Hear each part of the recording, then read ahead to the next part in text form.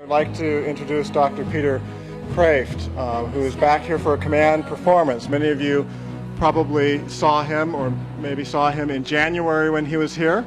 And Dr. Kraft has written more than 20 books, all very insightful. He has come to Seattle several times, and we've been very delighted to have him. And last time when he was here in January, over dinner, it came out that the first book he ever planned to write was going to be one on J.R.R. Tolkien. And when I heard that, I thought, aha, we have a conference coming up, Dr. Kraft, and we would love to have you here. And after some months of cogitation, he accepted, and we were just delighted, and even more delighted that after the tragic events in September, that he still decided that he would be willing to come here from Boston, which is not as easy a thing to do as it was earlier in the year. And I could just lengthen my introduction because Dr. Kraft is just so wonderful in the things that he's done, but I'm not going to because I want to hear him. And I'm sure you'd rather hear him than me. So, Dr. Kraft.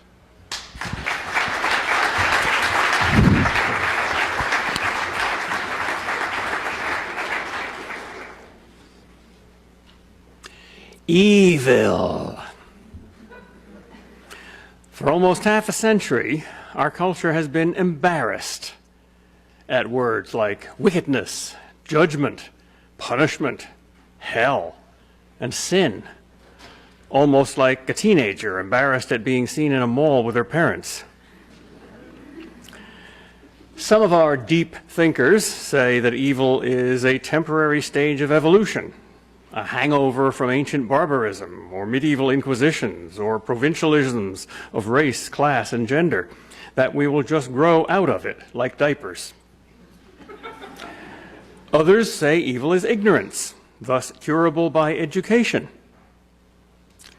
A study of which of the Nazis were willing to kill Jews in death camps showed that this willingness was related to education, but not in the way expected. The more educated they were, the more they were willing. The same is now true about approval of America's death camps for unborn babies, by the way. And RU-486 is being manufactured by a derivative of the same company that manufactured Zyklon B.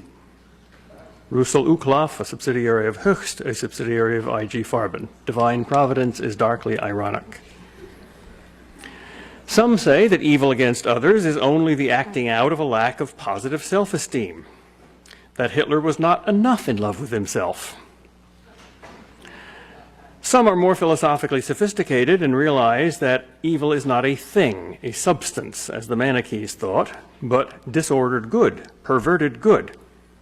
They often rush from this insight to the illogical but comforting conclusion that it is not really real and not therefore really terrible. It is only a lack of perfection. Most of us, who are not nihilists, neo-Nazis, or pseudo-Islamic terrorists, believe that good is stronger than evil, and therefore that evil is less mighty and terrible than good, except perhaps during the Mariners-Yankees playoffs. We think we fear evil too much, not too little. We may even like FDR's famous nonsense that we have nothing to fear but fear itself. This strikes us as somehow psychologically healthy and even pious, and its denial as unhealthy and even impious. And then we saw the spectacular evils of September 11th. In the chorus of voices that have filled our newspapers, magazines, TV, radio talk shows, and private conversations for the last 2 months, one voice has been conspicuously silent from the babble, psychobabble. What has become of our prophets, the pop psychologists? Where have all the gurus gone? Where dreams go when the alarm clock goes off? Our towers of Babel have crashed to the ground. We have seen the limitations of the power of positive thinking, Norman Vincent Peale's religious version of pop psychology. We used to find Peale appealing and St. Paul appalling for his negativism. Now we're beginning to find Peale appalling and Paul appealing.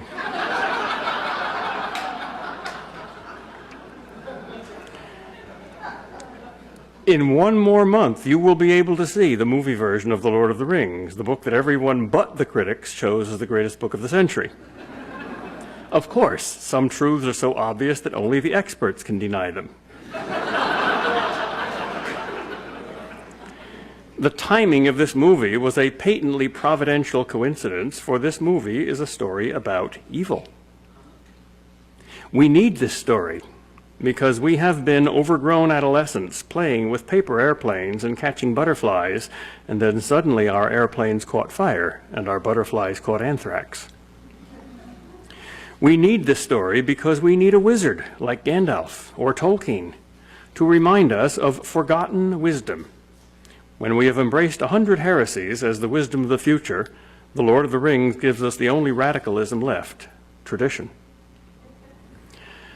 Some say there are only 12 basic plots. Some say 7, some say 3. I say 1. Jihad, spiritual warfare between good and evil in some form. Every story worth telling has 3 stages. A situation is first set up, then upset, then reset, either happily or unhappily. First there is good, then evil, then warfare, with some resolution. Never none, never all. Theologians know this threefold scheme as creation, fall, and redemption. Bilbo Baggins called it there and back again. Home, the road away from home, and the road back home.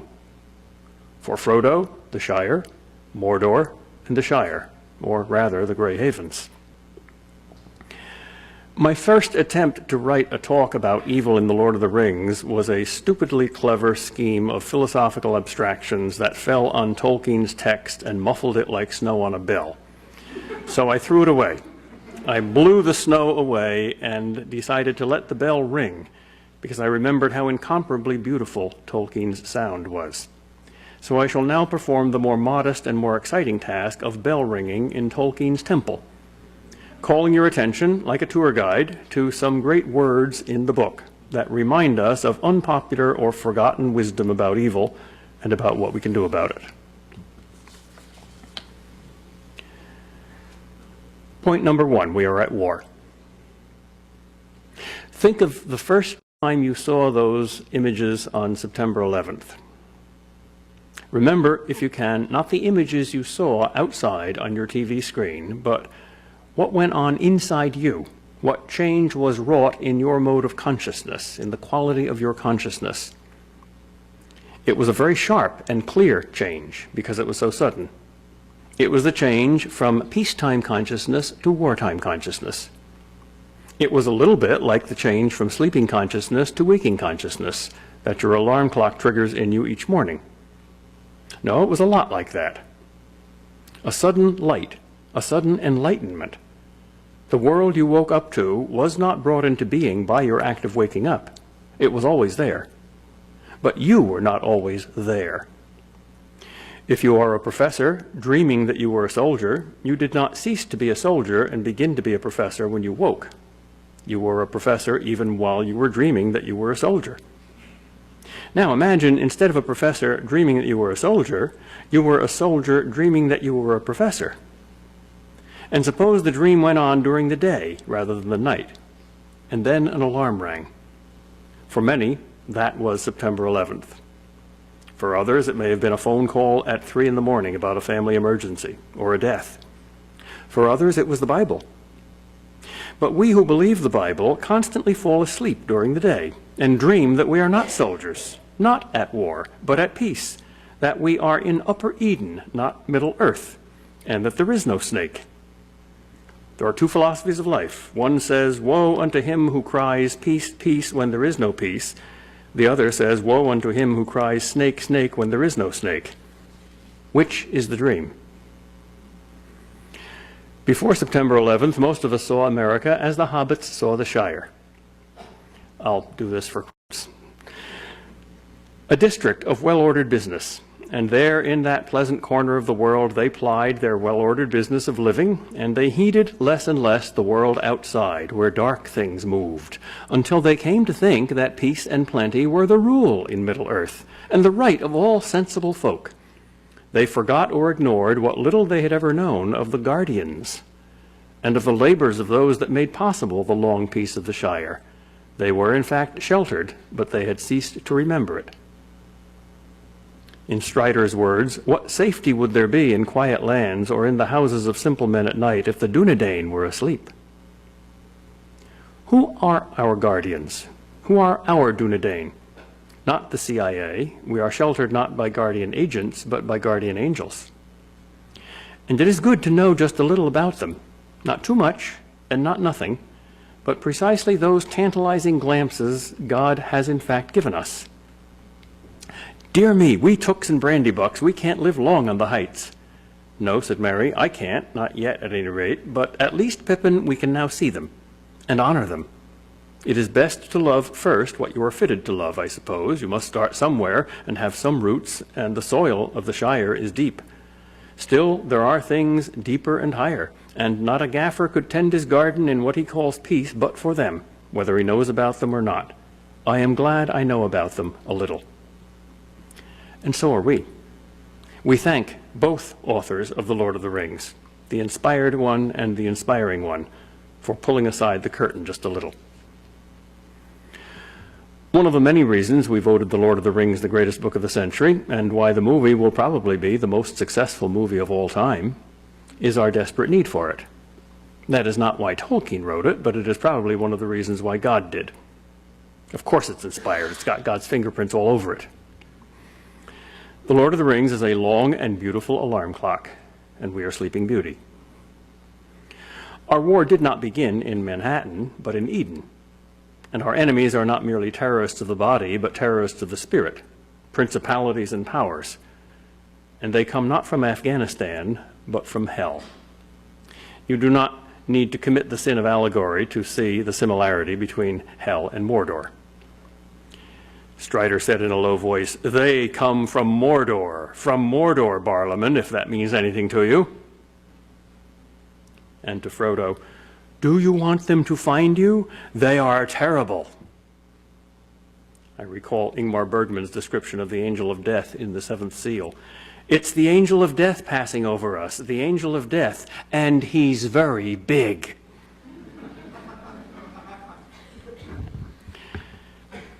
Saruman had slowly shaped Isengard to his shifting purposes and made it better as he thought, being deceived, for all those arts and subtle devices for which he forsook his former wisdom and which fondly he imagined were his own, came from Mordor. And so did the little local evils in the Shire that had to be scoured. "This is worse than Mordor," said Sam. "Much worse in a way. It comes home to you, as they say, because it is home, and you remember it before it was all ruined." "Yes," said Frodo, "this is Mordor, just one of its works." And at the very end of the war, I hope, said Merry. "I hope so," said Frodo, and sighed. "The very last stroke. But to think that it should fall here at the very door of Bag End. Among all my hopes and fears, at least I never expected that. But we should. The Great War begins and ends in your house." Our second surprise, after remembering that we are at war, is that our enemy is very big. We are shocked to hear these words from Gandalf after he returns from death. "War is upon us and all our friends, a war in which only the use of the ring could give us surety of victory.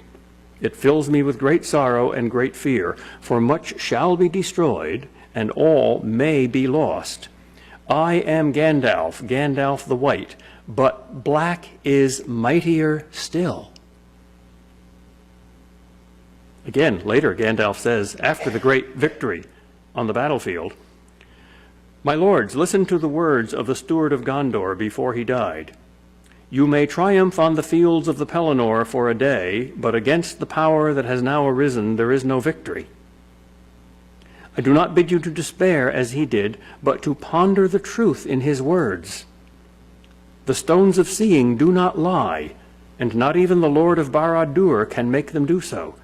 He can, maybe, by his will, choose what things shall be seen by weaker minds, or cause them to mistake the meaning of what they see. Nonetheless, it cannot be doubted that when Denethor saw great forces arrayed against him in Mordor, and still more being gathered, he saw that which truly is. Victory cannot be achieved by arms. I still hope for victory, but not by arms. In fact, evil is, in this world, immortal.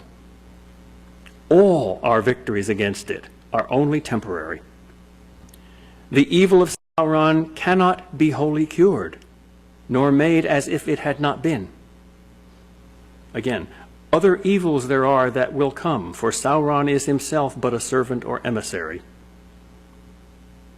We are like Ransom in Paralandra. We can defeat only the bodily forms that evil uses, the unmen, or Nazguls, or wizards.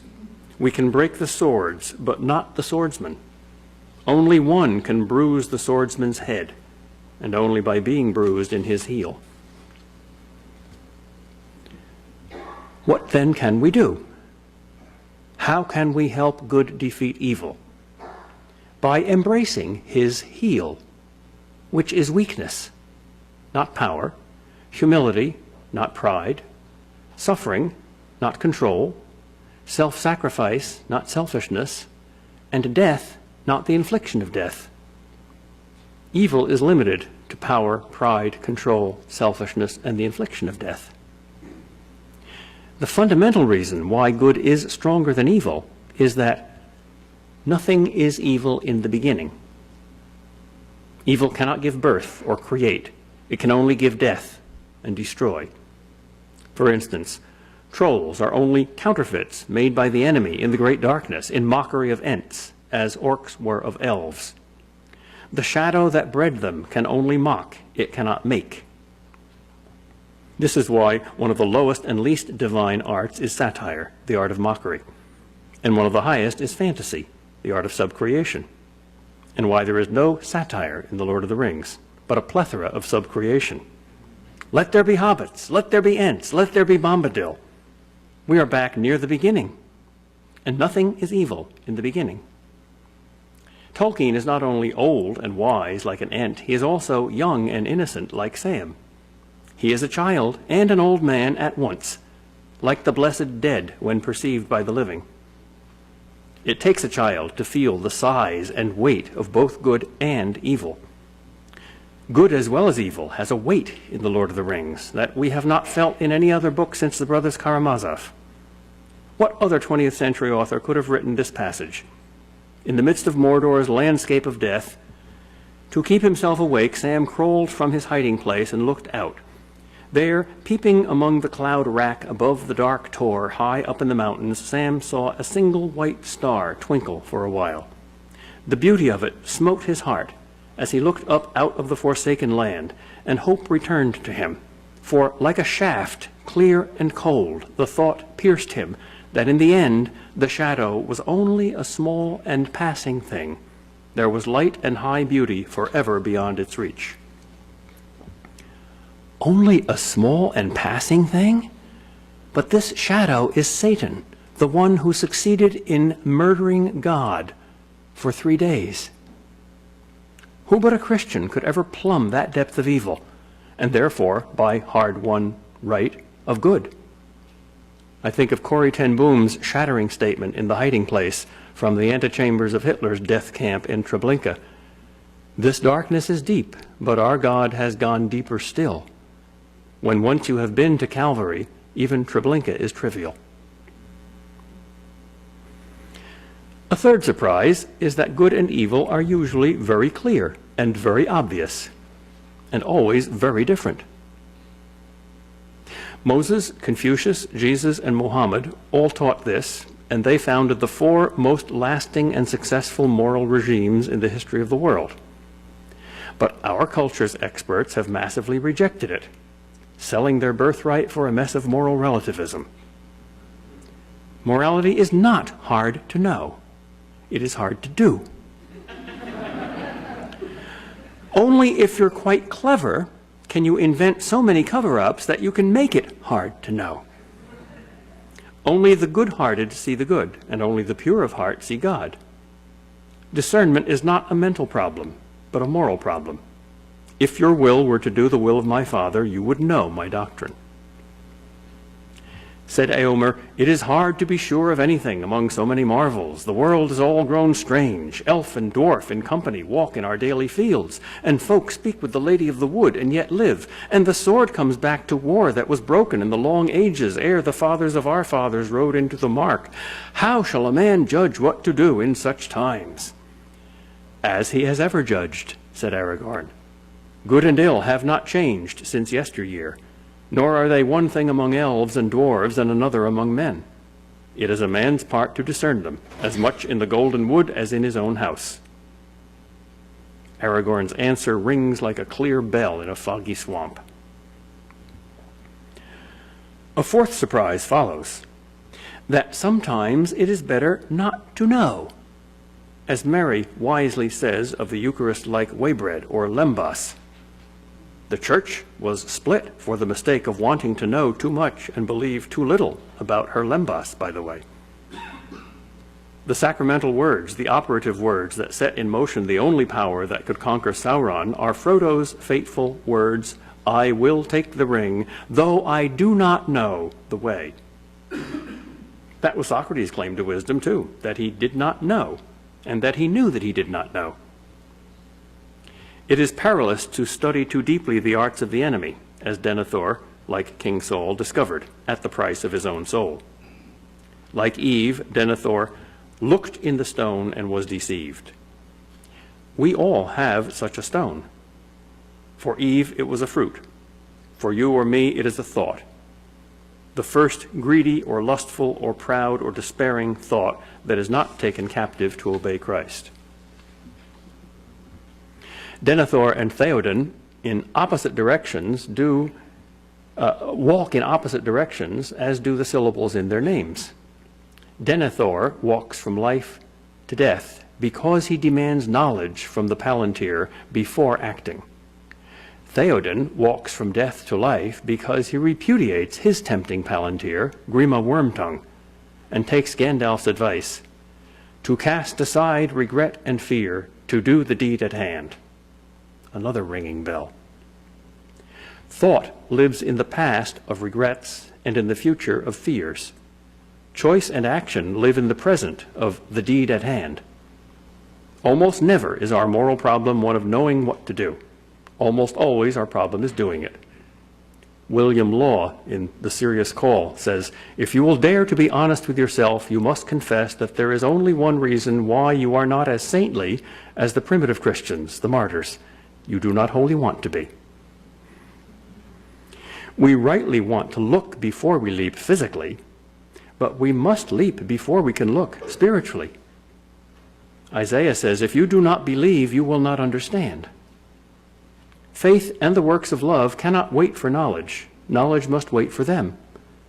We cannot see God or good before we are pure of heart, because the heart is the eye with which we see God. Bilbo's foolish words reverse this order when he expresses to Gandalf his reluctance to leave the ring behind. Now that it comes to it, I don't like parting with it at all, and I don't really see why I should. Sometimes, in order to see, we must rest our eyes and our minds. Surprise number 5. We cannot defeat evil. We can only help it to defeat itself by a spiritual judo. That's how Christ defeated Satan on Calvary. It was a Muhammad Ali, come on, get me move. Gandalf says, the ring cannot be unmade by your hands or mine. Even God did what Frodo did to conquer evil for us. Quote, to walk into peril to Mordor, we must send the ring to the fire. Like Orpheus, God went down to hell for his beloved Eurydice when he cried, my God, why hast thou forsaken me? This is the logic of evil. Like a self-contradictory proposition, you cannot refute it by any other proposition, but it refutes itself. But we must be the bait, as Christ was. The whole fellowship, in different ways, does this. Gollum does it unwillingly for Frodo. Sam and Frodo do it for each other and for the Shire. in fact for all Middle-earth, and Gandalf and Aragorn and their 7,000 at the Black Gate do it for Frodo and Sam. We must make ourselves the bait. We must walk open-eyed into that trap, as Christ did on the cross. For he is not our exception, but our rule. The concrete way in which evil defeats itself is unforeseeable, both by the good and by the evil. It appears suddenly. At the crack of doom, the Dark Lord was suddenly aware of Frodo and of the magnitude of his own folly, which was revealed to him in a blinding flash. I suspect each of the damned will experience some such miserific vision. Remember that face in Gustave Doré's famous illustration of Dante's Inferno? Neither Sauron nor Gandalf anticipated the importance of Sam, or the necessity of Gollum, or how the pity of Bilbo would rule the fate of many in sparing Gollum. Yet, while we are surprised when we first come to the crack of doom in Volume 3, we are not surprised in that consummation of the story, for we recognize the truth. Recognize, remember. For we know all the characters in the story and many of its events. They are us, parts of us, potentialities of us. This is our story. It is a mirror. We are fascinated with it most deeply, not because of its linguistic mastery, though that is unsurpassed, or its beauty that pierces our hearts like swords, in C.S. Lewis's words, or even its utter goodness. If books could be canonized as saints, this one would make it in a breeze. But ultimately because of its truth. Tolkien translates the eternal logic of good and evil into the radically other medium of a temporal story. He makes the abstract concrete, the invisible visible, the eternal temporal, the Word made flesh. That is why it has in it not even a little pornography, for that is the flesh-made Word. Evil can work only in darkness. Even a vampire cannot stand the sun. Good can work only in light. Even the world's best surgeon cannot perform an operation if the lights go out. Every moral evil presupposes moral ignorance. Plato saw that, but didn't trace it back far enough. The moral ignorance further presupposes an ignoring, which is an act of the will. Here's Satan's strategy. Our will is by nature attracted to the good, since it was made by God, not to the evil, just as our mind by nature is attracted to truth, not to falsehood. So Satan has to bend that attraction by sophistry and propaganda and advertising, the world's oldest profession. See this nice apple? You need this apple. Try it, you'll like it. You can afford it. Price only one measly soul. What does it profit a man to lose the whole world and gain only his own soul? The profession that is usually called the world's oldest profession depends on this older, even darker profession for its success. All sin does. If sin didn't seem like fun, we'd all be saints. The origin of sin is advertising. That is, the substitution of image for substance, appearance for reality. It is no accident that the New Testament describes Satan as the prince of the power of the air. That is, MTV, CBS, ABC. He's the master of the media, where image is everything. But he has to bait the hook of falsehood with the worm of truth, with half-truths. For no one will believe pure lies, just as no fish will bite a naked hook. So he said, if you eat that forbidden fruit, you will know evil as well as good, and you will know good in a new way. That was true. The lie was that they would be like God and know good and evil as God knows them. The lie is the hook. The truth is the bait. The evil is the hook. The good is the bait. The ugly is the hook. The beautiful is the bait. Well, it takes a thief to catch a thief. If the devil baits the hook of falsehood with the worm of truth, the myth maker baits the hook of truth with the worm of myth. Sometimes the worm is as short as one of Jesus' 50-word parables, sometimes as long as Tolkien's 500,000-word epic, the greatest worm of the century. Surprise number 6. Evil is, as Lady Julian of Norwich said, behovable, or good for something. Divine providence uses it for good. This point is as familiar as Romans 8, verse 28, but startling. God writes straight with crooked lines. We can thank God for allowing evil. Like a French chef, he uses spices from decayed organisms to make good food even better. The clearest case is the crucifixion. And that is not a case, an example of a general principle. It is the real energizing center that gives to all examples of it something of its own truth and power. The Lord of the Rings is not theological. God never appears, as he does in the Silmarillion. Yet, in a sense, he is the main character.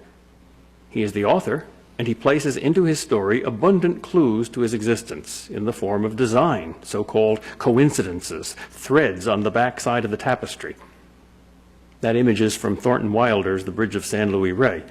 Life is a tapestry woven by God, therefore beautiful beyond telling, perfect beyond hope. But only in the next life can we see this perfect beauty. What we see here on the back side of the tapestry is loose ends of the threads. Yet there are just enough clues, even in the mess of human life, and certainly in the order of nature, to make it very reasonable for us to believe in and trust the wisdom and goodness of the weaver. Even Woody Allen, famous atheist, says in Love and Death, "I'm an atheist, thank God, but on a good day, I can believe in a divine mind pervading all parts of the known universe, except, of course, certain areas of northern New Jersey." Here are just a few of the many providential loose threads in The Lord of the Rings, in which evil works out for good. Take a little thing first, the timing of Frodo's first encounter with the elves in the Shire, exactly at the moment when he was about to yield to the temptation to put on the ring to hide from the Black Riders as one was sniffing him and crawling towards him. We've all experienced such perfect timings in our lives. That's why we don't instinctively reject this as unrealistic. Or the need for the apparently tragic events like Merry and Pippin being captured by the orcs so that they could be brought to Fangorn and awaken the Ents and be the catalyst for the destruction of Isengard. Gandalf says they were brought to Fangorn, and their coming was like the falling of small stones that starts an avalanche in the mountains. Is that not strange? Nothing that we have endured of yet has seemed so grievous as the treason of Isengard. Yet between them our enemies have contrived only to bring Merry and Pippin with marvelous speed in the nick of time to Fangorn, where otherwise they could never have come at all. And of course, Gollum, like Judas, sparing him, finding him, using him to sneak into Mordor, and of course, at the crack of doom. Some of the providential uses of evil for good are tiny, like Barlaam Butterbur's forgetfulness to deliver Gandalf's message. Yet, as Aragorn tells him when Barlaam asks what he can do against Mordor, "Not much, Barlaam, but every little bit helps." If a cheap Egyptian tailor hadn't cheated on the thread of Joseph's mantle, it would not have torn apart in the hands of Potiphar's wife when he fled from her seduction, and there would have been no physical evidence to convict Joseph and put him in prison, where he interpreted the dreams of his fellow prisoners, Pharaoh's ex-butler, who was to be restored to Pharaoh's favor, and Pharaoh's ex-baker, who was to be executed, so that years later, when Pharaoh had the dream of the 7 skinny cows eating the 7 fat cows and could find no wise man to interpret it, the butler finally remembered Joseph. He had ADD, like Barlaam and myself and Tolkien. So he told Pharaoh about Joseph, with the result that Joseph interpreted the dream, convinced Pharaoh to store extra grain for the 7 fat years to prevent starvation during the 7 lean years, and only because there was grain in Egypt could Joseph's family, the only 70 Jews in the world, emigrate from Palestine to Egypt and survive, later to multiply to 1 million under Moses at the time of the Exodus. There would be no Jews, no chosen people, and no Jesus, if it were not for that thread in Joseph's mantle.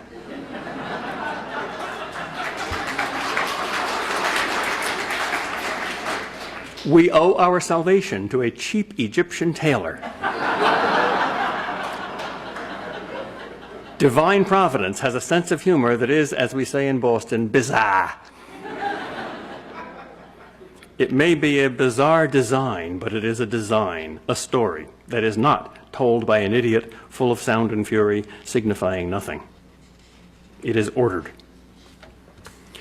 My last 4 points are about 4 of the strongest things in the world, 4 things strong enough to defeat evil: sacrifice, humility, friendship, and words. The one power evil is utterly helpless before. The most powerful force in the world to conquer evil is sacrifice. Self-sacrifice, martyrdom, the apogee of agape.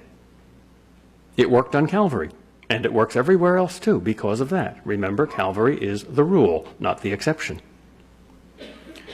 Frodo, Gandalf, and Aragorn, the priest, the prophet, and the king, are all in different senses Christ figures, martyrs who undergo different kinds of voluntary death and resurrection. Christ's tomb was a rock, Gandalf's was Moria, Aragorn's was the paths of the dead, and Frodo's was the ring and its effect on his spirit, incurable in Middle-earth. The elves was their loss of Middle-earth, since the power of the 3 rings was then diminished. You may see just a few remaining, but only in the west of Ireland early in the morning.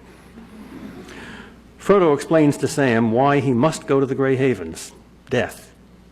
"I have been too deeply hurt, Sam. I tried to save the Shire, and it has been saved, but not for me. It must often be so, Sam, when things are in danger. Someone has to give them up, lose them, so that others may keep them. It happens in every battle. My life for yours." Remember, Calvary is the rule, not the exception. This is both very good news and very bad news. The good news is that it works. Strength is overcome by weakness, pride by humility, tyranny by martyrdom, Sauron by Frodo, Satan by Christ. The very bad news is that the price is real. To slay evil's head, good's heel must bleed, and bleed forever in this world. As the poet wrote in 1930, there are 1,900 nails upon the cross. In The Lord of the Rings, as in the lives of the saints, the self is saved only when it is lost, found only when it is really given away in sacrifice. True freedom is only in binding yourself to your duty. The opposite of freedom is power, which corrupts and enslaves, the ring. The ring is a closed circle enclosing emptiness, the damned self. The ring is the exact opposite of the cross. Gandalf tells Bilbo, "It has got far too much hold on you. Let it go, and then you can go yourself and be free." "I'll do as I choose and go as I please," said Bilbo obstinately. Gollum is so far gone down that road, which is the opposite of finding the self by losing it, that he can rarely even use the word I rather than we. His name is Legion, for he is many. Grasping himself and his power by insisting on having the ring, he has lost himself and his power and the ring. The lieutenant of the Tower of Barad-dûr, whom the captains of the Army of the West meet at the Black Gate, is described in these terrifying words: "His name is remembered in no tale, for he himself had forgotten it, and he said, I am the mouth of Sauron." He who saves his self loses it, and he who loses his self saves it in Tolkien's world, for Tolkien's world is the real world. In other words, Christ. Surprise number 8, the power of humility in fighting evil. Humility is a form of self-sacrifice, the sacrifice of pride and power. Only this willing weakness can defeat strength and force. Only hobbits, not men or elves or wizards, can get into Mordor. And only a hobbit can complete the task at the crack of doom. Unless you become like little hobbits, you cannot enter the kingdom. For Christ became a little hobbit. The rule, not the exception, remember? At the Council of Elrond, the principle of humility was foretold. The road must be trod, but it will be very hard, and neither strength nor wisdom will carry us far upon it. Such is oft the course of deeds that move the wheels of the world. Small hands do them, because they must, while the eyes of the great are elsewhere. Like humility, friendship is a formidable weapon against evil. We do not know this. Can you imagine a military propagandist wondering how to frighten the troops of the enemy and coming up with this terrifying threat? Our soldiers are more loyal friends than yours. Yet friendship is strength because it unites while weakness divides. Satan's most effective and obvious strategy is divide and conquer. Friendship refuses to be divided and therefore is not conquered. Any soldier knows that.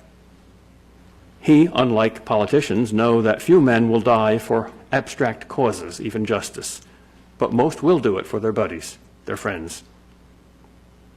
The single force most responsible for winning the War of the Ring is Sam's friendship and love of Frodo. Friendship is defined as a form of love in pre-modern languages.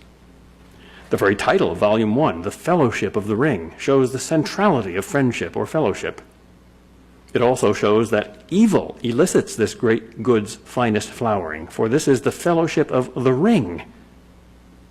The Irish and the English, who had been killing each other for many generations, became friends who died for each other in the trenches of two great wars, when Germany forged a ring. What Germany did to Britain, terrorists are doing to America. Friendship alone can open some doors, like the Great Gate of Moria. The inscription said, "Speak, friend, and enter." And Gandalf puzzled over what spell or password to speak until he realized that only the simple and innocent could solve this puzzle. He said, "The translation should have been, say the word friend and enter. I had only to speak the Elvish word for friend, melon, and the doors opened." Too simple for a learned lore master in these suspicious days. Or as we say in academia, only a PhD could miss it. The culmination of Sam's friendship towards Frodo is his carrying him up Mount Doom, like Christ carrying the cross, or like Simon of Cyrene helping Christ to carry his cross, as Frodo carried the ring, to the very end. To his amazement, he felt the burden light. He ain't heavy, he's my brother. We shouldn't be amazed. We were promised this. My yoke is easy, and my burden is light. The words of the old marriage ceremony make the same point. Marriage is, of course, the completest possible friendship. Married life requires great sacrifice. Only love can make it possible, but perfect love can make it a joy. I put last what was first. In the beginning was the Word. Words have power over things. For it was in words and language that things were created. God first spoke the word, then the thing came to be. We only invent words afterwards to label things, except when we subcreate, like Tolkien.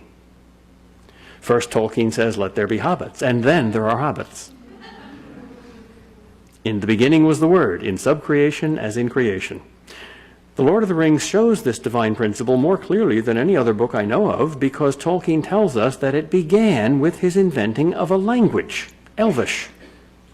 Then there had to be elves to speak Elvish, and a world for them to inhabit, and stories and other species, wizards, ents, trolls, orcs, dwarves, wosies, Nazgul, hobbits, even men. In Tolkien's story, words have a power that we misunderstand and call magical. Bombadil's spell saves Merry from Old Man Willow, and Frodo from the Barrow-wight. Tom sings, "None has ever caught him yet, for Tom he is the master. His songs are stronger songs, and his feet are faster." Frodo too has this power that we mislabel magical. When he calls Tom's name, two things happen. First, with that name, his voice seemed to grow strong, and second, Tom actually comes.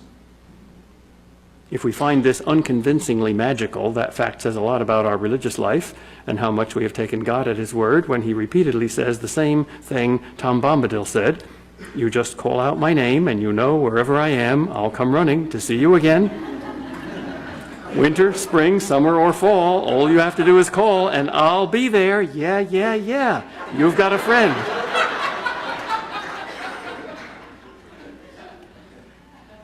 We all know there are magic words, sacramental words, words that actually effect what they signify, like "I baptize thee," or this is my body. Two of the most familiar are I love you and I hate you. They are not labels, they are weapons, arrows that pierce and change hearts. The Lord of the Rings as a whole works like these three-word arrows. It pierces and changes hearts. The most powerful names are the names of persons, proper names, or the places ruled by persons. When the Black Rider bangs on Fatty Bulger's door in Buckland, saying, "Open in the name of Mordor," all the terror and power of Mordor are present there. When Frodo on Weathertop faces the Black Rider, he heard himself crying aloud, "O Elbereth Gilthoniel," as he struck the rider with his sword. Afterwards, Aragorn commented, "All blades perish that pierce that dreadful king. More deadly to him was the name of Elbereth." In Shelob's lair, Frodo again speaks in tongues. "Aya Earendil Elenan al-Kalmlima," he cried, and knew not what he had spoken, for it seemed that another voice spoke through his. And then the tiny hobbit with the tiny sword advanced on the most hideous living thing in Middle-earth, with the phial of Galadriel and the name of Galadriel. And a little later, Sam did the same. "Galadriel," Sam said faintly, and then he heard voices far off but clear, the crying of the elves as they walked under the stars in the beloved shadows of the Shire, and the music of the elves. That's not just subjective, that's real presence. "Gilthoniel a Elbereth," his tongue was loosed, and his voice cried in a language which he did not know. In the name of Jesus, demons are exorcised, and the gate of heaven is opened for us. Earthly gates too. What's in a name? Everything. In a name, everything came to be. And it happened again when Tolkien spoke into the world this word. What's in a name?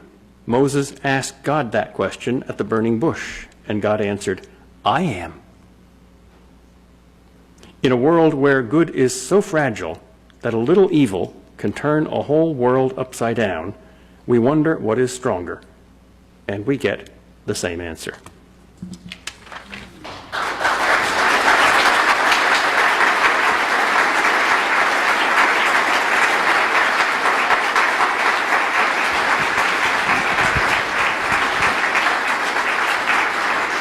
Thank you for a wonderful talk. Now let's have some questions and from the audience. Again, if you'll come up and here and to the microphone, that would be great.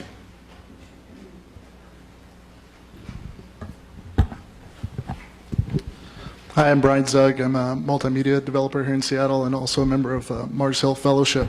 I was curious, I was wondering if you're aware, or are there any authors or tellers of tales in like now in our kind of present climate or in the last 10 or 20 years who are carrying the mantle of Tolkien and Lewis, telling, you know, the true myth about the big G, the big good, and the big E, the big evil? I'm thinking primarily, you know, ones that I've come across, Neil Stephenson with his work Cryptonomicon, I'm not sure if you're familiar with, or say in other forms, other media, the Miller brothers who created Mist and Riven and the backstory novels behind those, or even Stephen Lawhead, who is doing a lot of work with Arthurian fiction and things like that. Mm-hmm. Are there any other tellers of tales who are carrying this mantle that you're aware of in this present age? That's a great question.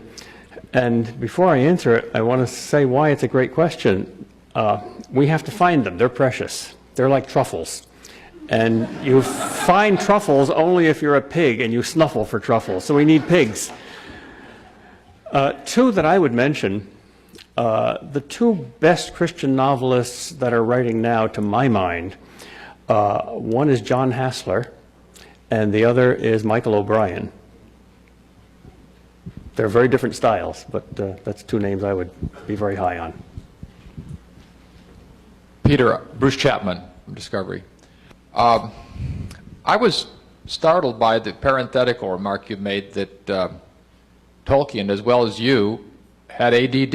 Yeah. That was news to me, and it occurred to me that people who have ADD have to learn to cope with it and have to manage with it. And do you think that had some role in his inspiration? And Yes. if so, what? Not to mention yours. When Jacob wrestled with the angel, he won by losing. The angel broke a bone. I have 4 children. They're all great kids. One of them is handicapped. I have learned much more wisdom from her than from anything else, because the highest wisdom is to know yourself, and I've learned from her that I am handicapped. I think, by the way, that about half the academics in the world have ADD. Most of them don't know it. I was wondering how you would modify your ecumenical jihad theme in light of 911, and if you have some comments from your last speech. Not one word. I would just call on all good Muslims to join us against the bad Muslims. Well, that provides a nice transition to what my question is. One of the things that I think many people were struck by, including myself, after September 11th was just how quickly people of different faiths came together and recognizing this evil that had been done. So this is in line with the importance of friendship in defeating evil. Similarly, one of the really striking things in the Fellowship of the Ring, I think, is that peoples from many different backgrounds that ordinarily had little to do with each other came together in the Fellowship. For example, Legolas and Gimli, I suppose, are the clearest example. Isn't there a lesson there, perhaps, for Christians and non-Christians? Here, the curtain is lifted a little bit, and we get a partial answer to the hardest question in the world. God, why? Why do you, who could wipe out so many evils, leave them around when we don't see what possible good they could do? And his answer, in a word, is wait. And sometimes we see. And here is a little answer. If it weren't for the evil, this wonderful good would not have been elicited. That's not an adequate answer, but it's enough of a clue.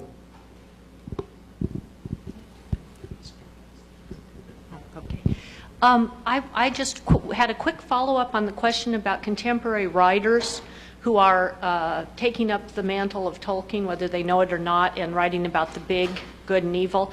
And that's an artist born and bred in our own state, Sherman Alexie, who is I would say, who is very much on a journey and struggling with anger, struggling with the temptations of Mordor within us. But I think Sherman Alexie is definitely in this category. And years ago, I used to say to students, he's asking the questions that lead to God. And I heard a few years ago that he converted to Roman Catholicism. So he is a powerful mythic imagination, but he has not dropped the harsh tones of satire. He employs those too. Okay, if you know anyone else like that who is not yet converted, pray that he does not get into a fast sports car like Camus. He would have been one of the great Christian authors of all time if he had lived.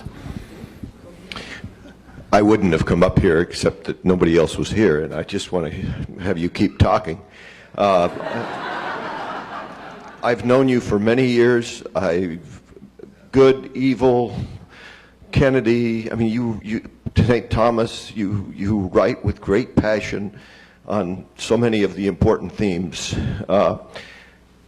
We thought we were going to have a world championship baseball team, Peter, and we didn't. And I want to know... You are learning wisdom through suffering. Why are there more philosophers in Boston than anywhere else on earth? Because philosophy is the love of wisdom. Wisdom comes through suffering, and we have the Red Sox. Why do you go to so many baseball games? Why Wisdom. baseball? Wisdom. Life has the great privilege of resembling baseball to a remarkable degree. More questions, or while other people walk up, I will ask a question. I wanted to ask about the role of grace in Lord of the Rings. You mentioned about the hobbits and humility, and climbing up Mount Doom, it struck me in rereading Lord of the Rings for this conference and in reading Tolkien's letters, the fact that in human terms, Frodo is a failure, because of course at the end he can't take off the ring and he will be putting it on and he will basically doom himself. He can't in essence save himself from the evil. It's the intervention of something else that gets rid of the evil. I mean, so he carries up, then Sam carries him up, but then at the end he can't do it. He's a failure. And in fact, someone wrote Tolkien that, why is Frodo such a failure? And so he had to sort of write back. And I was wondering if that's a role of grace. Absolutely. In fact, that should have been point number 11. And what impresses me the most about grace is that it is anonymous.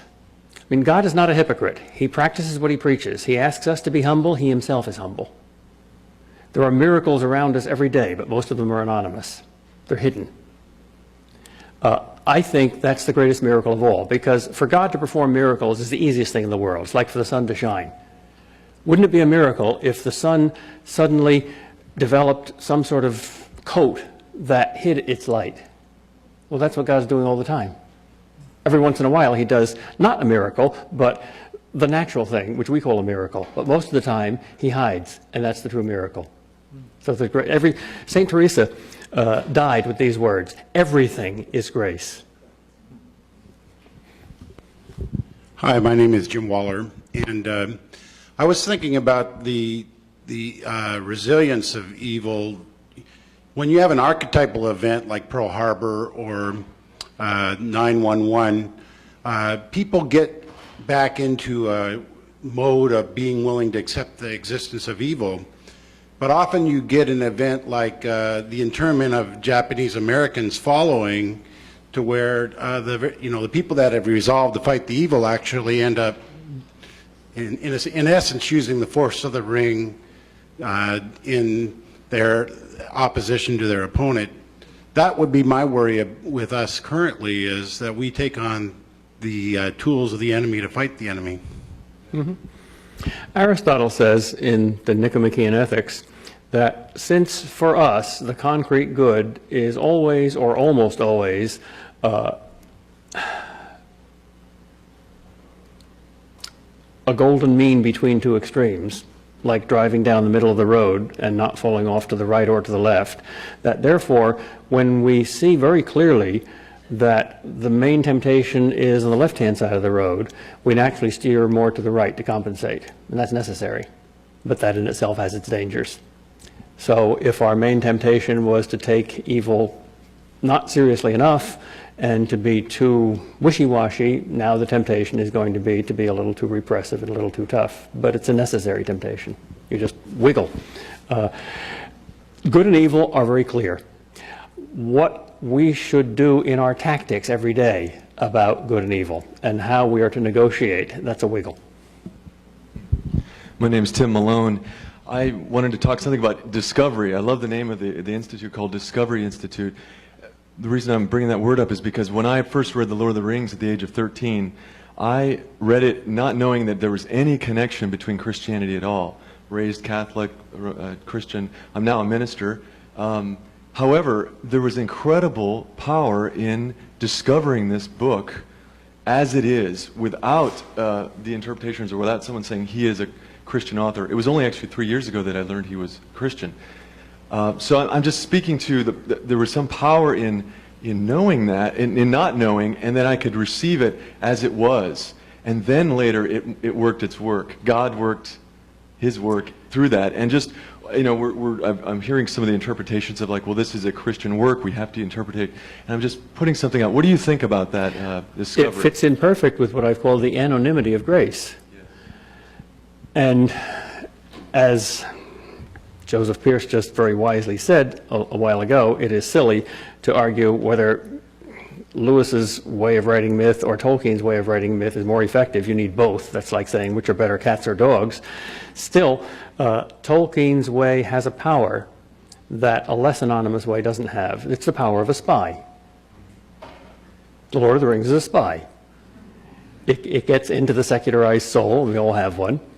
It creeps past what Walter Hooper calls the watchful dragons of duty and familiarity that tell us how you ought to feel. And he takes us off our guard, exactly as Jesus did.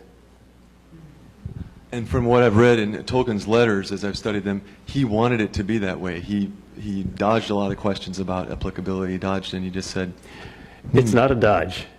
Jesus seemed to dodge questions too. Well said. But the questioner is dodging the questions, so he comes back to the center. A good example of that, perfect example of that, is when the disciples asked Jesus the question, Lord, are many saved?